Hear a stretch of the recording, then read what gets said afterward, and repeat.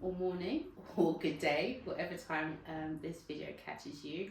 I hope you guys are all well and are striving to be well if you're not at the moment. We hope that you've been able to catch our last few videos. And today we wanted to stay on the same theme because we started talking about sort of expressing your uniqueness, embracing your uniqueness. Then we went to talk about manipulation in relationships, and surviving narcissistic abuse. Surviving narcissistic abuse. So we wanted to stay on the same topic within relations before we move on to other areas of life, which we are going to discuss in our up and coming videos. So today we wanted to talk about the topic of exclusivity within a relationship. And what that means, what it looks like for some people, what it looks like for others, but what in general exclusivity means, because if someone says they want to be exclusive to you, what that actually entails. We are living in the time and era of situationships, polygamy. So we just wanted to get a little clarification on what that means. And if you are exclusive in a relationship, does that mean it's a committed relationship, or is that something completely different? So those are things we're throwing out. This is a discussion we're having. We don't have answers to that question that we're putting out there. We looked at the definition of what exclusivity means, and the dictionary definition means the practice of excluding or not admitting other things. So I mean, it is self-explanatory. If you know what exclude means or include means, inclusive, then it is just that. It means one thing or limited access to something, a resource, a facility, a person. So basically that is the definition of exclusivity. Now what it means in a relationship, we're going to discuss that between us just from our own experiences, not on any sort of fact. Just sort of discussing the topic and what it means to you.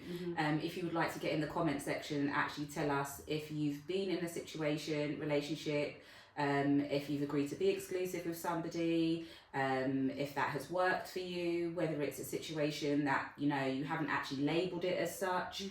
So what that means to you. So we're just going to discuss it amongst ourselves, and what it kind of means for us, or what it has meant for us. As Tan said, we're in the day and age where a lot of people are in connections, not necessarily wanting to label it as a committed relationship. But I think even when you are in a situation as two consenting adults, i.e. exclusivity, if that's what you have agreed to be, if you have both verbally agreed to be exclusive, it should stay as such until such topic is revisited and discussed between two people. I think even when do you suggest you have that conversation? So for example, if you watch our shows, I'm kind of quite old-fashioned in my views and thinking, and my views on relationships and marriage are that of an old-fashioned person, biblical person, however you want to frame it. But the thought of having open relationships or a sexual kind of promiscuity within an actual relationship, to me that is kind of mind-boggling. I'm not saying it hasn't happened or I haven't experienced that. What I'm saying is just that's not my ideal. My ideal is a man leaves his mother and father's house, a woman leaves her mother and father's house, and they become one. That's my understanding. It's really old-fashioned in the times we live, and I understand that. Doesn't mean I don't strive to get as close to that as possible. Yeah, but I don't think you necessarily have to be old-fashioned to not want to partake in polygamy, to not, as in be in an open relationship. I think obviously you get to a certain age sometimes where a marriage or relationships may not have worked. So coming from mother's house and father's house kind of thing hasn't necessarily worked. So you get to a point in life, and I think some people may be scared to be in a committed relationship. So sometimes people want to feel each other out, so to speak, get to know each other. I think the conversation of exclusivity should, for me, I know some people will say, well, why are you going to give exclusivity to someone when you're dating? You should date multiple people and what have you. I think if you really like someone, I think that you would give them or the situation 100%. If you don't give a situation 100%, you can't ever say you gave it your all if it works or doesn't work out, if you know what I'm trying to say. For me, I think those conversations should come early on. From the time you've had those conversations between two adults, consenting adults, I think whether it has a label on it yet, because you're still getting to know each other, I think there are basic principles. There's integrity, there's loyalty, there are these things. Would you want to, if you're getting to know someone and it's been a little while, would you then, and you're still kind of getting to know each other, whatever, would you want to get into a relationship with that person if that person is still open to talking, seeing and being with other people? No, not at all. Not at all. And to be honest with you, I think that if you have to have the question about exclusivity, and it's about perspectives, to be honest with you. If you're going into a relationship looking for exclusivity and something long term or something more deep and meaningful, then you need clarification. That's why you need that conversation. Yeah, definitely. That would be my understanding. But if the other person's perspective is they don't want that, that's where it becomes tricky. But then you're with the wrong person. Yeah, because you're already having a conversation about exclusivity before they're sure about you. My thing is, if someone's sure about you, you might not even have to have a conversation about exclusivity. You would for clarification, but if two people meet and they know they're ready, they're mature, and they both want relationships, exclusivity for me would be a given. But I know morally, and with experience, people come from different understandings. People want different things. Let's just put it out there. People want different things. But for me, if you're with someone, you are sharing each other. Like, we don't... Just with each other. Yeah, because, you know, as we said, we are living in a time of promiscuity, not exclusivity. And that's not everyone, because not everyone within our community, within our society is just out there. Just out there, basically, for better want of a term.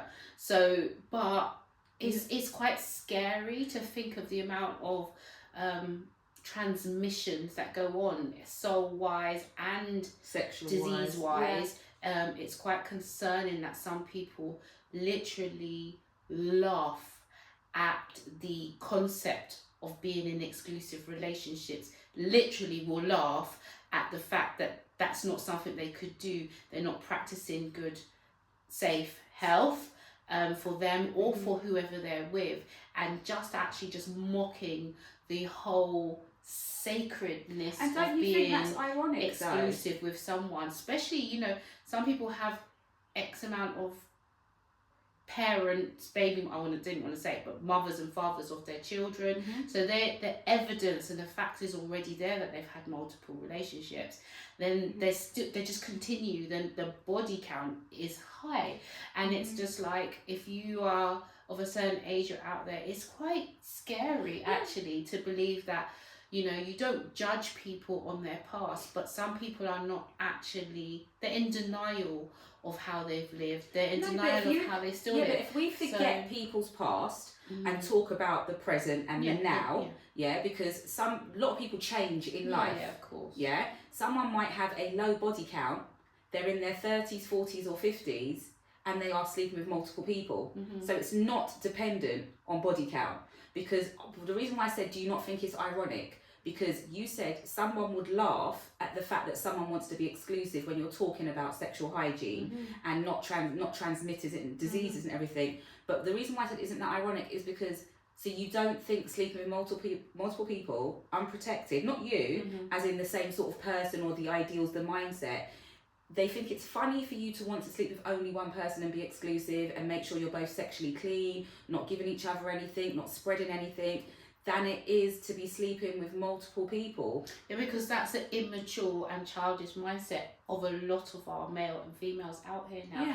And immature has nothing to do with age. It's not age related. I'm not talking about youngsters, I think some of our youngsters that we are teaching and learning and putting out there in the community and out in the world, they have more sense than a lot of the people out because here as we discussed, who don't take their selves and their souls seriously enough to understand what it means to have multiple energies. Because when we're talking about exclusivity, it, for me, because I feel like I'm an empathic person, I'm quite sensitive, quite intuitive. So even if I'm with someone and they are with someone else, they don't have to tell me. Like, I can literally sense another person's energy on that person. But then don't be it friends, be it a close friend, be it that they're intertwined with, you know, they're just having with other energies and people. And even if it's not a sexual relationship, I can sense that that person's energy is diverted or divided, going elsewhere. You know, call it women's intuition, some people might say, or whatever men know, or sixth sense or whatever. But I know that people don't have to say to me something is happening. I sense other energies, and that's what's dangerous about not being exclusive, is that the energies, positive and negative, you take from other people and bring to someone who you might be trying to build, start something, see where it goes, is jeopardizing any chance of that happening. Also, if you don't have that conversation of exclusivity as two consenting adults, and then someone does think, well, I can, or I've gone and done this with somebody, but we didn't have that conversation, so it's no big deal. There's no label on this situation, so it's no big deal. But that's why I say point. there are the fundamental, basic human, human morals. Decency and morals and values. Because even if you are in a situation with somebody, say for instance, like we said, situations, there's lots of people having casual kind of connections. However, there are just basic fundamentals. You'd still deal with someone with respect. You would still deal with someone. Yeah, but then that's why I started the conversation like I have an old school view, because what used to be called fornication and was damned. I'm not saying you go to hell and all this stuff. I'm not going there. I'm just using this as an example. Like what used to be called fornication, now, for instance, that woman who got her crown at the weekend, like that could have never happened years ago. I'm not saying it should or shouldn't happen. I'm saying because they were adulterous within a marriage, that would never have happened. But because everybody is so lax now when it comes to relationships, commitment and sexual activity, everything is just jumbled up. Well, there's a whole hookup culture now. That's what I'm saying. This whole no labels thing is like, how can you be with someone, you're invested, how do you have forward movement if there's no labels? But that's the other thing, because sexual intimacy and physical intimacy does not strengthen a connection. The connection is what strengthens the physical sexual intimacy. You have to have emotional intimacy. When you are on a deeper level with someone, the actual physical intimacy becomes so much more. It's so more meaningful. You would literally be wow factoring on the physical intimacy level if the emotional intimacy has been invested in. And emotional intimacy could be anything, just spending time together, you know, like all the massaging, the holding hands, the film. When you build emotional intimacy with someone, the physical intimacy is so much better. Not saying that there are people out there, each to their own, that could just be with someone sexually and for them that's wow factor or what have you. Yeah, so this conversation has many parts. It has the parts to, are you talking about having an exclusive bedroom mate? Are you having an exclusive intimate partner? Or are you having an exclusive complete relationship, a committed kind of girlfriend, boyfriend, well, it's multifaceted. It's exclusivity in all of those things, as in depending on what that specific person's situation is, what their relationship is, whether it's them and just wanting a bedroom mate. But I just think I think we should, we're running out of time, guys, so I think we should try to invite a male or two to have a part 2 to this discussion, because I know male views to what exclusivity is and what they can handle, because I've had discussions with a lot of males who have said that women can love like one at a time. They won't love one person. Some women. Sorry, that's a general statement. But a lot of men say, one man has said to me, it's like how you love your children. You love your children all the same. Example, if you have multiple children, you love your children all the same way they can love multiple women in the same capacity. But I have seen it played out, and love? You do not give equal to those people because you're splitting yourself. It's like, how can you give 100% of something to multiple people when it's divided? You can't. The same way, that's how work works, that's how your attention to your children works, that's how, you know, learning and education and studies work. If you're not giving 100%, you are going to fail, whether it be a small percent or a large percent. There's a bit that you're not going to meet. Is that fair for someone to accept a percentage of you when they could have whole? And is that then about knowing your worth, whether you deserve the whole person or you want to be shared? I'm going into fractions and percentages here. Nobody wants to, but that's it. You don't want to share. Into polygamy, because exclusivity is more for people that do not want to share. I'm one of those people. Well, I basically, like, openly, honestly, so if monogamy. I am with somebody, I do not want to share that person with anybody else. If you don't have to share me, why would I settle for sharing you? As I said, I think we need a male perspective on this conversation. So we are going to have a part 2. Stay tuned, guys.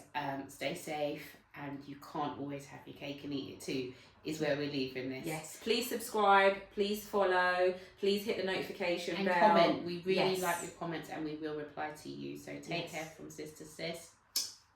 Love and light.